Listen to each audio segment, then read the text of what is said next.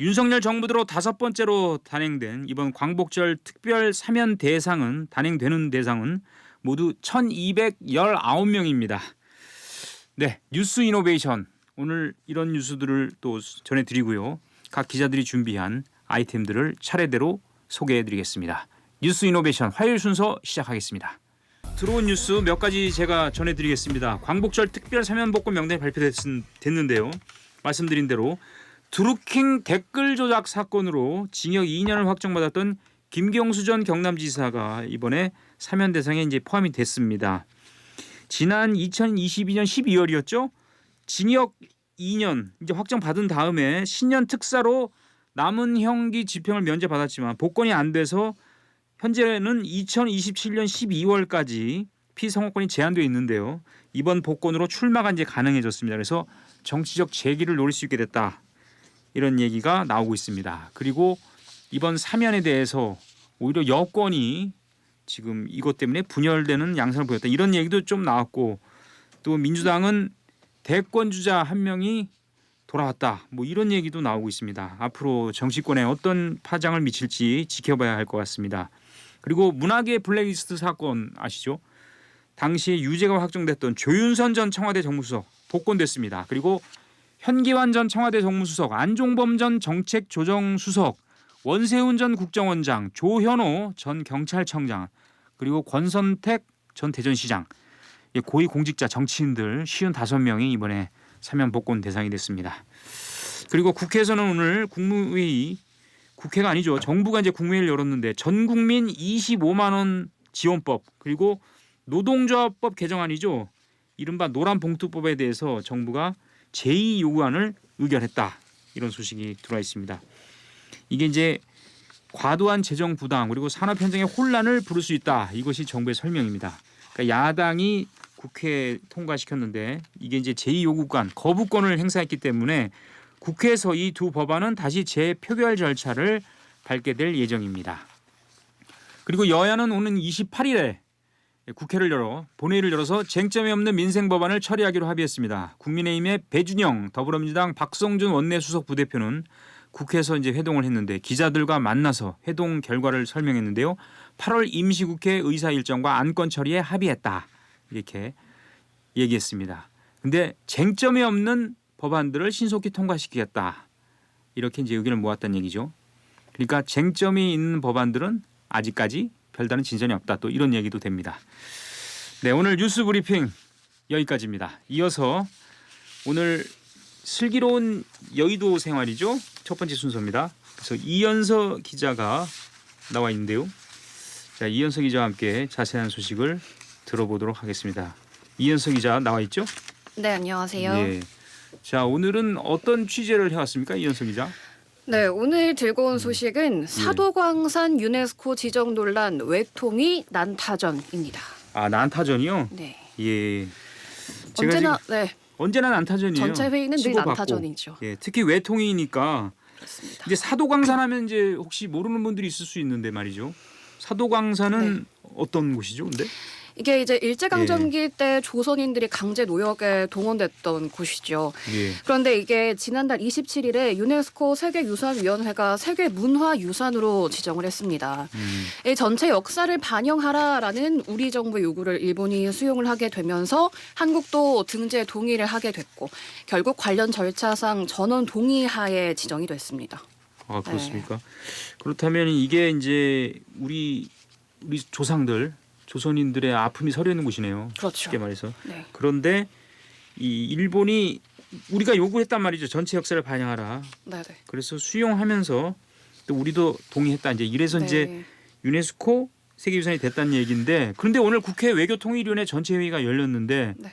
조태열 외교부장을 불렀잖아요. 그렇습니다. 불렀고 야권이 굉장히 벼르고 있었다 이런 얘기가 있었는데. 네. 그러니까 벼르고 있는 대목들이 있었죠. 그렇죠. 이제 크게 네. 두 가지로 추릴 수가 있는데요. 예. 우선 이 등재에 왜 동의를 한 거냐. 근데 첫 번째로 초점을 맞췄습니다. 이 유네스코 유산이 등재가 되려면 통상 21개 회원국의 전원 동의로 이루어집니다. 그렇기 때문에 사실은 전원 동의가 필요한 상황에서 우리 또 회원국인데 제동을 충분히 걸 수가 있었다라는 게 야당의 지적이었고요. 협상이 결렬됐어야 하는 거 아니냐. 또 국민뿐만 아니라 여러 관계자들의 동의를 구하는 과정에서 이게 우리에게 유리한 협상으로 돌아갈 수도 있었는데 왜 그렇게 하지 못했냐라고 지적을 했고요. 예. 뭐 여기에 대해서 조태열 장관은 등재 반대 자체가 우리의 목표가 돼서는 안 된다라고 생각한다고 그래요? 얘기를 했습니다. 그리고 등재 반대를 자폭하듯이 하는 게 자폭이란 단어를 썼는데요. 네. 이게 국익에 도움이 되는지 모르겠다. 최대한 싸운 결과다. 이렇게 답을 했습니다. 네. 자, 그렇군요. 또 다른 쟁점이 또 있죠? 네, 바로 이제 강제성이라는 용어를 왜 포기했냐라는 게 두 번째 쟁점인데요. 아, 강제성. 네. 강제성이라 정확히 이제 어떤 말이죠? 강제 노역의 어떤 결과물인데 한마디로 이 강제라는 표현이 명시적으로 반영이 안 된 채로 세계 문화유산으로 등재가 됐습니다. 그렇기 때문에 우리 정부는 이렇게 될 때까지 어떻게 가만히 있었냐라는 네. 겁니다. 지난 6월 말이었는데요. 이 국가유산청이 외교부에 일본 사도광산이 유네스코 세계유산에 등재가 되려면 강제 동원이라는 표현을 명확하게 요구해야 한다라고 공식 전달을 그렇죠. 했는데 이제 지난 7월에는 우리 외교부가 이 강제 동원이라는 표현이 빠진 채로 사도광산을 유산에 등재하는 방안에 동의를 한 겁니다. 외교부의 입장에서는 이게 지난해 3차례 또 올해 13차례 이렇게 총 16회 협의를 한 결과라고 하는데 외교부는 여기에 대해서 이제 강제라는 단어가 들어가야 한다라는 걸 일본이 끝까지 받아들이지 않았대요. 그리고 이제 한국은 그러면 뭘 합의를 받느냐라고 물어봤더니 조선인이 강제로 노동했다는 사실이 드러나는 사료를 전시하는 선에서 합의를 했다는 거예요. 네, 그 표현을 정확하게 쓰지 않지만 이제 대충 그런 내용을 드러낼 수 있게 하는 그런 자료로서 대체를 했다는 건데 이 부분에 대해서 오늘 회의에서 국민의힘 김태호 의원이 그렇다면 강제성이라는 용어는 없지만 내용상으로 사실상 인정을 받아낸 거냐 이렇게 물었어요. 그랬더니 그렇다라고 대답을 했고요. 여기에 대해서 이 한정혜 의원이요. 조태열 장관의 발언 중에 나라를 뺏겼다가 아니라 어떻게 잃었다라는 표현을 쓰냐라면서 국무위원의 자격이 없다라고 목소리를 높였는데 한번 이 부분 들어보겠습니다. 예. 저는 국무위원이 나라를 잃었다는 표현을 하는 거에 대해서 분개합니다. 나라를 빼앗긴 것이고요. 우리는 그때 독립전쟁을 하고 있었습니다. 그렇죠. 전쟁 중이었던 겁니다. 나라를 잃다니요. 나라를 잃은 것 같아요? 그 당시 대한민국 국민이 그것을 잃었습니까? 대한민국 국민들은 독립전쟁 중에 있었습니다. 전쟁 중에. 원나라가 고려를 침탈했을 때 우리가 빼앗겼습니까? 전쟁 중이었습니다. 임진왜란 때 우리 전쟁 중이었어요. 정유재란 때도 전쟁 중이었고 1910년부터 45년까지도 전쟁 중이었습니다. 우리는. 그러면 그때 독립운동을 했던 사람들은 다 뭡니까? 전쟁을 한 게 아니면 그 국민들은 뭡니까? 아니 어떻게 이렇게 얘기를 할 수가 있어요? 아니, 이런 발언을 외통위에서 국무위원이 하는 것을 예. 이 한정혜 의원, 환경부 장관도 했고 강북 지역이죠. 서울 강북 지역 지역구 국회의원이죠. 어쨌든 지금 굉장히 지금 크게 이제 화를 내는 네. 그런 이제 목소리인데 앞서 우원식 국회의장이 사도광산 등재와 관련해서 강력하게 비판한다 이런 입장을 밝힌 적도 있죠. 예, 맞습니다. 앞서 한 차례 이제 협상의 상세 사항을 공개 촉구하는 입장문을 냈었는데요. 네. 오늘은 조태열 장관과 직접 접견을 했습니다. 등재 전에 국회에서 결의안이 통과됐는데도 정부가 과정을 설명하지 않은 건 국회를 존중하는 태도가 아니다라고 지적을 했고요. 또 강제라는 표현이 아까 들어가지 않았다라고 했잖아요. 예. 그래서 그 부분에 대해서 굴욕적이다라는 문제 제기가 있었는데 국민들한테 이 부분 명확하게 소명해야 한다라고 말했고요. 또 강제 노동 피해자 명부를 반드시 확보해야 한다라고 얘기를 했습니다. 이 부분에 대해서 조 장관은 이제 아까와 입장이 비슷해요. 일본 대표로부터 군함도 등재 때 약속을 명심할 것이라는 발언을 끌어냈고 우리가 할 수 있는 조치를 최대한 끌어올려서 한 것이다라는 식으로 해명을 했습니다. 아, 자 지난 2015년이었죠. 그 일명 군함도 협상이 있었어요. 군함도는 영화로도 나온 걸로 제가 기억하는데 맞죠? 맞습니다. 네. 이번 등재 논란과 좀 비슷한 면이 있습니까? 그렇죠. 방금 이제 조태열 장관이 얘기했던 부분과 맥락이 맞닿는데요. 당시에도 이제 강제 노동을 표현하는 과정에서 한 차례 논란이 있었습니다. 이 강제 노동을 말하는 forced labor이라는 용어 대신에 발음을 좀 이렇게 너무 굴리지 마십시오. 나쁘지 않지 않았나요? 나쁘진 않았습니다. 네. forced work라는 네. 표현을 쓰기로 합의를 했지만 그 약속을 지키지 않았어요. 네. 용어 문제 외에도요. 이 일본 정부가 조선인의 강제 노동과 관련한 정보센터를 설치하기로 약속을 했거든요. 그런데 이 겨우 5년 뒤인 2020년에서야 도쿄 변두리에 마련을 했습니다. 이제 이 부분 관련해서 오늘 회의 시간에 이 민주당 이재명 전 대표가 예. 사도광산과 군함도가 같은 사안입니까? 라고 물었어요. 예. 그랬더니 조 장관이 사안은 다르지만 본질은 같다라고 답을 했거든요. 예. 이 과정에서 소란이 또 일었습니다. 이재명 의원이 장관 이라면서 버럭 소리를 지르거나 예. 이 종이를 펄럭이면서 외교부 장관의 발언답지 않다라는 식으로 비난을 했습니다. 예. 상당히 이재명 의원도 굉장히 강하게 지금 이제 몰아붙였다 이런 얘기인데 이 사안과 관련해서 이 정치권에서 이게 반발하는 움직임이 지금 추가적으로 보이고 있다 이렇게 봐도 됩니까? 우선은 아까 말씀드렸듯이 국회의장 차원에서 뭐 상세 네. 내용을 공개해 달라 이런 식으로 얘기를 한 입장에 더해서 이제 지역적인 차원에서도 어떤 움직임이 많이 나타나고 있습니다. 우선 경기도 의회 더불어민주당은 대196 외교대책특별위원회를 구성을 추진하기로 했습니다. 예. 이 독립기념관장으로 임명된 김영석에 대한 처리를 요구하는가 하면 9월에는 이 부분 관련해서 사도광산을 직접 항의 방문하기로 했어요. 그래서 예. 세계문화유산 등재 부당함을 전 세계에 알리겠다라고 밝혔고요. 또 이 밖에 전주시 의회는 이날 입장문을 발표했는데 결의문을 또 시의회 회의에서 채택할 계획이라고 합니다. 예.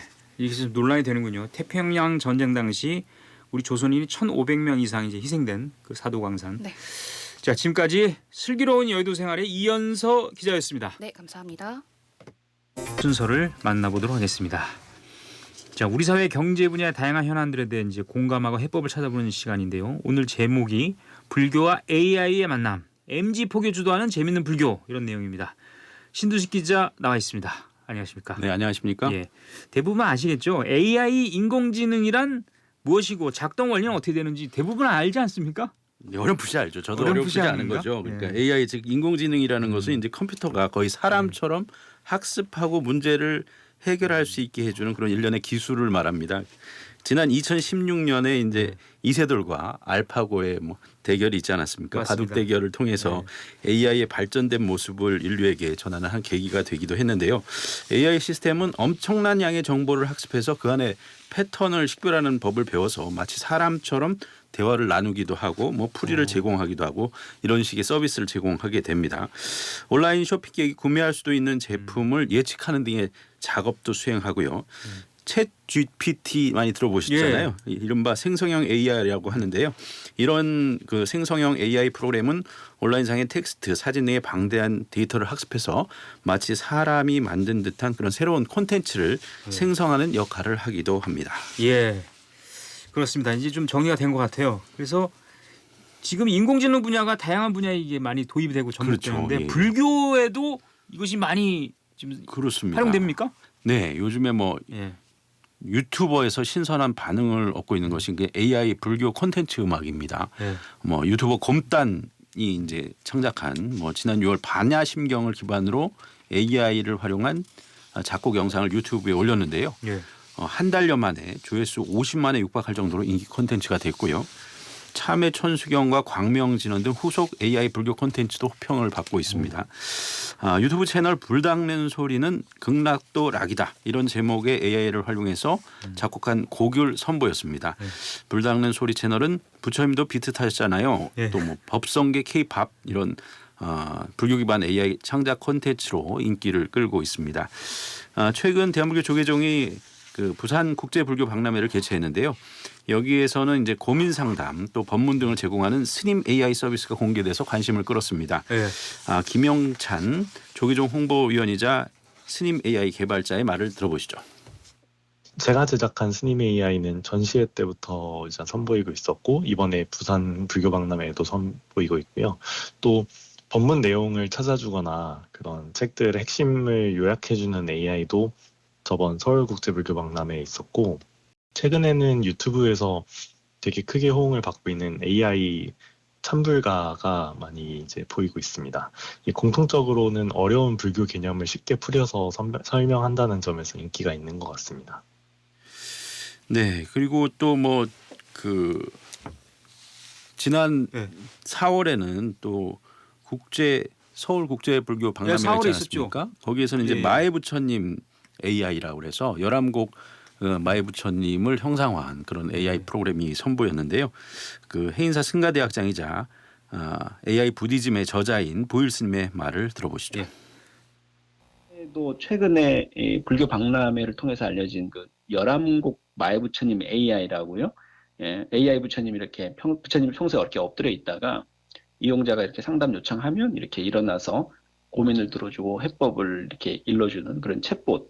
그러니까 이제 젊은 세대들이나 신자들로 하여금 다양한 고민들을 부처님의 입을 빌어서 이렇게 뒤에는 당연히 이제 챗봇이 작동하는 거죠. 그래서 인공지능이 이제 그런 식으로 활용되고 있습니다. 그래서 예, 지금 들어보니까 이제 챗봇, 그러니까 이제 채팅하는 로봇 뭐 이런 뜻이잖아요. 그러니까 예. 좀 이런 생각이 들어요. 스님의 역할을 AI가 그 역할을 대행하는 듯한 그런 예. 느낌이 있는데 이 젊은 층 폭에 유리할 것 같아요. 아무래도 젊은 세대들이 인공지능이나 이런 데 더 훨씬 익숙하니까. 네, 디지털 또는 뭐 AI 이런 부분은 젊은 층들이 바로 이제 그 유리한 거죠. 많이 접촉면이 있죠. 그래서 예. 아무래도 MZ 세대라고 부르는 젊은 층은 디지털과 모바일, AI로 대변되는 디지털 기술의 거부감이 좀 적은 그 기성세대보다는 적다고 볼 수 있는데요. AI를 활용할 경우에 자칫 어렵게 느낄 수 있는 불교를 보다 친숙하게 접할 수 있다는 장점이 있다고 볼 수 있습니다. 해인사 승가대학장 보일 스님의 말을 다시 들어보시죠.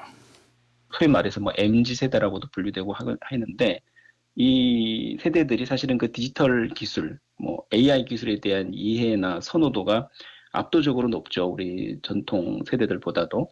불교에서도 이런 다양한 AI 뭐 챗봇이라든지 AI 전법 포교에 관심을 갖고 역량을 집중을 한다면 지금 이런 청년층이라든지 유년층들이 가장 선호하는 이 디지털 기술 이런 또 친화성이 높기 때문에 오히려 더 교감하고 소통할 수 있는 접점이 훨씬 더 넓어질 거라고 저는 생각하거든요. 그래서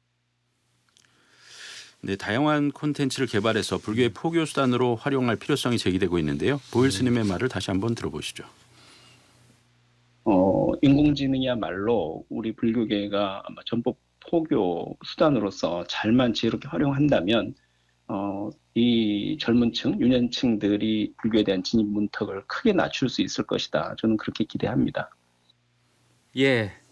그러니까 이 젊은 층 포교에 굉장히 지금 우리가 신경 쓰고 있잖아요. 불교가. 그렇다면은 쉬운 불교, 재밌는 불교 이게 이제 목표인데. 네. 그렇다면 AI를 활용한 불교 콘텐츠가 여기에 딱 부합되는 것 같은데요? 네, 그렇습니다. 요즘 뭐 힙한 불교, 그렇죠. 재미있는 불교 이런 용어가 낯설지가 않죠. 불교가 많이 젊어지고 있다 이런 평가도 받고 있는데요. 최근 개최된 부산 국제불교 박람회 축하 공연에는 뉴진 스님으로 잘 알려진 네. 그 개그맨 윤성호 씨가 참석해서 분위기를 돋웠습니다. 불교 경전이 가미된 랩을 뭐 부를 때 이제 분위기가 순식간에 달아오르기도 했고요. 세대를 넘어서 교감하는 자리가 됐다 이런 평가도 있는데요. AI 활용 콘텐츠들은 재미있는 불교, 힙한 불교, 젊은층을 위한 불교 콘텐츠들과 맥이 닿아 있다고 볼 수 있습니다. 김영찬 조기종 홍보위원의 말을 다시 들어보시죠. 네, 최근에는 이제 힙한 불교, 재밌는 불교에 많은 사람들이 열광하고 있습니다. 이 AI도 디지털 문화를 선도하는 가장 큰 기술이기 때문에 이런 점에서 AI를 활용한다는 건 단순히 불교를 배우고 알리는 데 강점이 있는 것이 아니라 사람들에게 하나의 큰 즐길 수 있는 문화를 만드는 데 크게 기여를 한다고 생각합니다. 네, AI 기술을 이제 적용하면은 불교 포교라든지 여러 면으로 상당히 그 장점이 많을 것 같은데요? 그렇습니다. 무엇보다도 이제 네. 불교 경전이 방대하고 어렵게 느껴지지 않습니까? 일반인들에게는. 이런 어렵고 방대한 불교 경전을 보다 쉽게 접하게 할 수 있는 그런 장점이 있다는 것이 전문가들의 의견입니다. 딥러닝이라고 하죠. 딥러닝을 통해서 불교 경전을 AI가 학습해서 이를 보다 쉽게 해석해 줄 수 있는 프로그래밍이 가능하다는 그런 얘기죠. 스님 AI 개발자인 김영찬 조기종 홍보위원의 말을 다시 들어보시죠. 이 AI와 불교가 접목을 하게 되면 어려운 불교 내용을 쉽게 이해시키는 게 가장 핵심적인 역할을 한다고 생각합니다. 특히나 요즘 세상을 살아가는데 여러 어려움들을 많이 겪고 있기 때문에 그런 상황들에서 불교 내용을 쉽게 이해하면서 위로받을 수 있고 또 불교로의 유입에 도움이 되지 않을까 싶습니다. 네, 그 AI가 이제 사람을 흉내내거나 사람의 영역을 침범할 수 있다는 부분은 이제 부정적 측면이 될 수 있는데요. 그렇죠. 이 부분은 이제 다음 주에 출연할 때 다시 좀 포함해서 더 자세한 내용을 좀 말씀드리도록 이게 하겠습니다. 중요하다 보니까 한 주 더 하겠다 그런 얘기군요. 예, 예. 알겠습니다. 지금까지 공감경제 신두식 기자와 함께했습니다. 오늘 특별한 사찰을 소개한다고 하는데 특별합니까 진짜? 뭐 어떤 사찰입니까? 특별하다면 특별할 수 있는 사찰인데요. 예. 그 문화재의 보고라고도 할 수 있을 만큼 국보나 보물 그리고 시도 문화재를 아주 많이 품고 있는 사찰입니다. 경북 안동에 자리 잡은 봉정사입니다. 이 봉정사는 그 충남 공주 마곡사 예. 또 그 경북의 영주 부석사 또 양산에 있는 통도사 그리고 뭐 이제 대흥사 뭐 이런 법주사와 같이 총 우리나라 7곳의 사찰이 세계 유네스코의 이제 산지 승원으로 등재가 됐어요. 예. 그래서 굉장히 문화적 가치가 높은 사찰이죠. 예. 그때 아마 이제 제 기억에 2018년인가요? 그때 이제 몇 군데라고요? 7군데 네, 우리 맞습니다. 전통 사찰이 유네스코 세계 문화유산에 됐어요. 네. 이게 안동 봉정사도 들어갔고 그래서 저는 이게 기억납니다. 예전에요. 그 엘리자베스 영국 여왕 있죠. 2세. 2세죠. 네. 1세가 아니고 네. 재작년에 돌아가셨는데 한국을 방문했었어요. 그때 제 기억에는 탤런트 유시원 씨만 기억나네. 또 안동이니까. 그죠? 근데 유일하게 이 사찰에 다녀간 곳이 바로 여기라면서요. 네, 그리고 맞습니다. 극락전이 굉장히 유명합니다. 그죠? 그렇죠. 예. 1999년에 다녀가셨고 그 당시 엘리자베스 여왕이 방한을 앞두고 대사관에 물어봤다고 합니다. 가장 전통이 잘 보존된 곳 그리고 가장 한국적인 곳을 좀 찾아달라는 주문을 했다고 해요. 예. 그렇게 온 곳이 봉정사였고요. 이 말씀하신 극락전은 건립 연대가 1200년대 초로 추정이 되는 만큼 한국에서 가장 오래된 목조 건물로 그렇습니다. 알려져 있습니다. 네. 그 외에도 사실 뭐 봉정사의 화엄강당이나 뭐 고금당, 영산회상도 벽화, 아미타 설법도 목조 가는 보살좌상 등 이 봉정사가 보유한 국가 보물만 6점이에요. 그리고 뭐 시도 유형문화재와 민속문화재 등의 이제 자격을 부여받은 것들 하면 10여 점이 넘죠. 그래서 굉장히 가치가 좀 문화재로서 아주 큰 사찰입니다. 예, 그렇군요. 이 봉정사가 봉황이 머무는 곳이다 이런 뜻이에요. 저는 네. 그 정도는 압니다. 제가. 그렇다면 이렇게 문화재들 다수 보유하고 있다면 이걸 지키려는 노력. 제가 지난 7월에 그 비가 많이 왔을 때 봉정사 그 뒤편 맞습니다. 또 뭐 흙이 무너졌다 뭐 이런 뉴스가 있어서 네. 걱정도 하고 그랬는데 그 노력이 많이 필요할 것 같아요. 네. 지키려는 노력.